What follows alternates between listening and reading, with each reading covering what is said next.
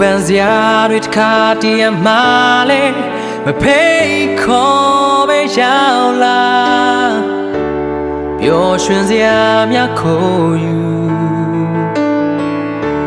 ငြိမ်သက်ခြင်းများတစ်ခါတည်းအမှလဲဟေးမလို့ပြောင်းခွဲနာကျင်စရာများရောက်လာလူဟာတွေ့တာနဲ့မို့ရင်ဆိုင်ရမှာပဲဒါကိုစိတ်ပြက်ကတွေ့ဝေဖို့မဟုတ်ဘူးဇာတိသဘောတွေကြော်ဖြတ်ရမယ်တခင်နဲ့တူ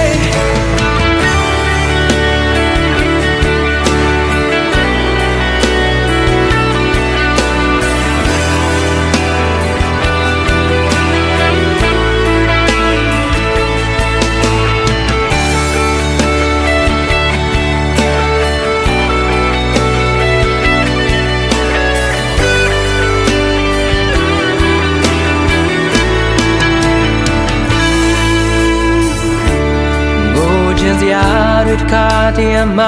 လဲအမတ်တမဲလာနှုတ်ဆက်ဝေဒနာတွေကလက်ဆောင်ခင်မင်သူတွေတစ်ခါတည်းအမှလဲအကြောင်းမဲ့ထွက်သွားကြ